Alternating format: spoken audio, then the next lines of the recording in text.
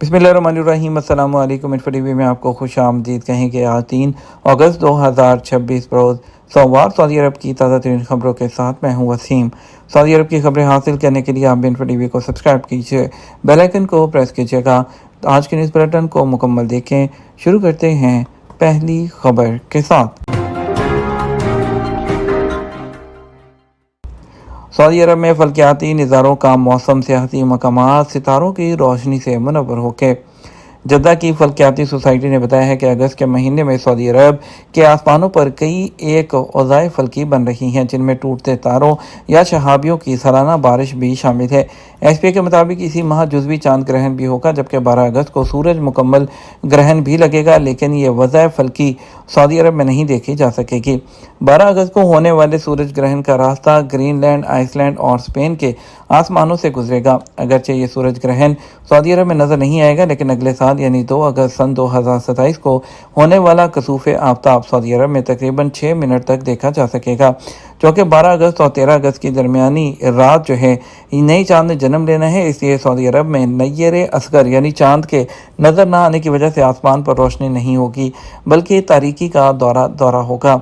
यही वजह है कि उस रात फी घंटा 100 शहाबियों की बारिश का इम्कान पाया जाता है, जो सऊदी अरब के कुछ हिस्सों में आसमान की तारीकी की वजह से बहुत साफ नज़र आएगी।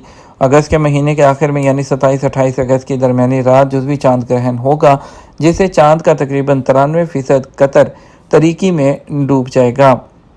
हालात मामूल पर आ गए हैं, तकरीबन तमाम तारकीन वापस जा चुके हैं। स्पेन के वज़ीर दाखिला का कहना है कि सियोता में हालात तकरीबन मामूल पर वापस आ चुके हैं।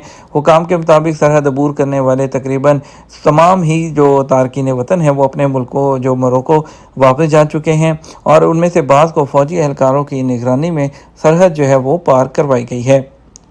प्रिंस जलवी बिन अब्दुल अजीज़ पार्क सरसब्ज़ माहौल में तफरीह की मुनफरद मंजिल। निजरान रीजन का शहजादा जलवी बिन अब्दुल अजीज़ पार्क अपने कुदरती हुस्न और सब्ज़ाजारों के बायस टूरिस्ट और तफरीह के लिए आने वालों का पसंदीदा मुकाम बन चुका है। एसपी के मुताबिक पार्क में आने वाले यहाँ के पुरसुकून माहौल में खूबसूरत कुदरती मनाजर से लुत्फ़ अंदोज़ हो रहे हैं। शहजादा जलवी बिन अब्दुल अजीज़ पार्क का रकबा 21,80,000 मुरबा मीटर से ज़्यादा है, जहाँ 8,130 दरख्त मौजूद हैं। सब्ज़ाजारों से भरा ये पार्क फ़ज़ाई आलूदगी में भी कमी का अहम ज़रिया है। पार्क के वसीओ अरीज़ सब्ज़ाजारों के दरमियान 1,10,930 मीटर लंबा पैदल चलने का रास्ता भी मौजूद है, ताकि लोग वहां वॉक करें। उसके अलावा बच्चों के लिए प्ले ग्राउंड भी मौजूद है। बल्दिया निजरान का कहना है कि पार्क के 5,20,000 मुरबा मीटर से ज़ायद हिस्से में तरक्याती और बहाली के मनसूबे मुकम्मल कर लिए गए हैं, जिनके तहत मुख्तलिफ हिस्सों में मज़ीद फूलदार पौधे और सब्ज़ाजारों का इजाफा किया गया है। पाकिस्तान में एयरपोर्ट पर मशकूक अफराद की ऑफलोडिंग जिम्मेदारी ओवरसीज़ एम्प्लॉयमेंट प्रमोटर्स पर डाल दी गई। पाकिस्तान की वजारत बराए ओवरसीज़ ने खबरदार किया है कि अगर एयरपोर्ट पर स्क्रीनिंग के अमल के दौरान कानूनी तौर पर जायज़ वर्क वीज़ा रखने वाले वर्कर्स की ऑफलोडिंग की जिम्मेदारी ओवरसीज़ एम्प्लॉयमेंट प्रमोटर्स पर आयद होगी। वजारत के मुताबिक ओवरसीज़ एम्प्लॉयमेंट प्रमोटर्स न सिर्फ वर्कर्स को मुकम्मल डॉक्यूमेंट फ्राहम करने बल्कि बैरून मुल्क जॉब से मुतल्लिक तमाम तर मालूमात फ्राहम करने के पाबंद हैं। Bureau of immigration and overseas employment promoter की जानब से एक जो सर्कुलर है, उसमें ओवरसीज़ एम्प्लॉयमेंट प्रमोटर्स को हदायत की गई है कि वो ये बात यकीनी बनाएं कि बैरून मुल्क मुलाजमत के लिए जाने वाले अफराद के पास मुकम्मल कानूनी डॉक्यूमेंट मौजूद हों। ये इकदाम इस खदशे के पेश नज़र उठाया गया है कि इंसानी स्मगलिंग के नेटवर्क निज़ाम में मौजूद खामियों का फ़ायदा उठा रहे हैं। सर्कुलर में कहा गया कि Pakistan civil aviation authority FIA और इमिग्रेशन हुकाम ने एयरपोर्ट पर मुसाफरों के ट्रैवल डॉक्यूमेंट की जांच को मज़ीद सख्त कर दिया है।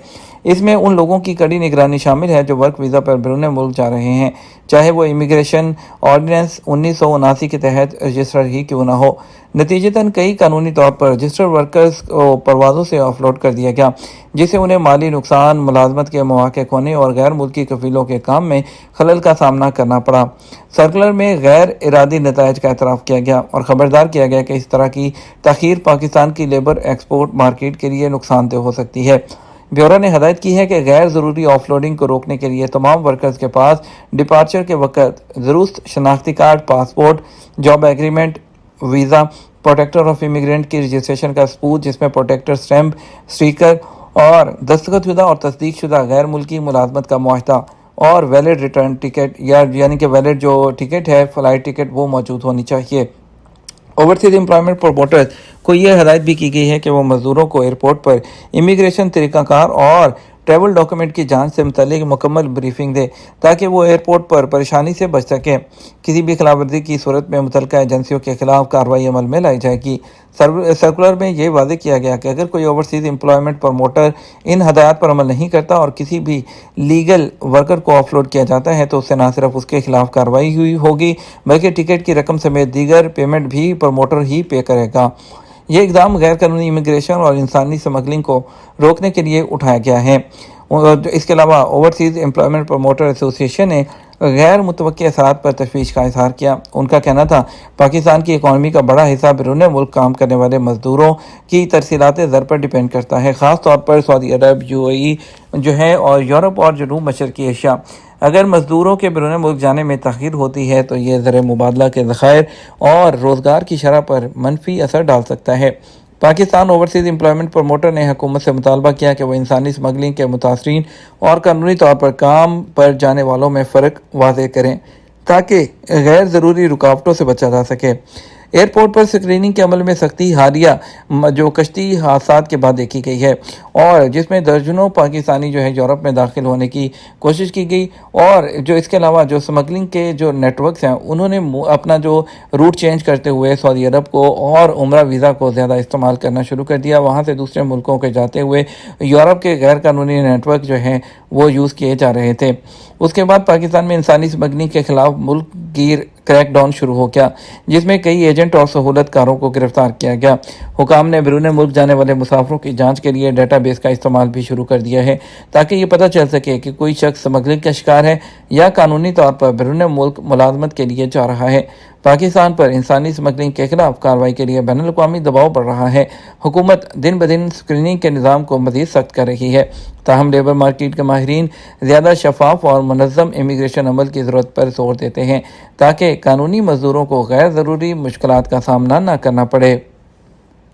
لمبی شاخوں اور جو گھنے درخت جو ہیں اس کے سائے کے لیے مشہور اسیر کا 1000 سال پرانا درخت الرقہ اسیر ریجن کی تنوما کمیشنری میں سعودی عرب میں قدیم ترین جو درختوں کی سرزمین ہے، اس علاقے میں عرب خطے کا معروف درخت الرقہ موجود ہے جو سعودی عرب کے قدیم درختوں میں سے ایک ہے۔ اس کی عمر 1000 سال بتائی جاتی ہے۔ سبق نیوز کے مطابق الرقہ درخت، جس کا سائنسی نام فائکس واسٹا ہے، نباتاتی اعتبار سے جنگلی انجیر کی نسل سے تعلق رکھتا ہے۔ یہ درخت اپنی لمبی عمر اور گھنے سائے کی وجہ سے مشہور ہے۔ یہ جنوبی عرب کے خطے اور مشرقی افریقہ میں پایا جاتا ہے اور اسے لمبی عمر کی وجہ سے 1000 سالہ درخت بھی کہا جاتا ہے۔ یہ تمہارا اب تک کا نیوز بلیٹن۔ آپ مزید اور اہم خبروں کے لیے ہمارا شام 12 بجے کا نیوز بلیٹن دیکھ سکتے ہیں۔ اس کے ساتھ ہم آپ سے اجازت چاہیں گے، ویڈیو کو لائک اور شیئر کیجیے گا۔ آپ کے قیمتی وقت کا شکریہ۔ اپنا خیال رکھیے گا۔ السلام علیکم۔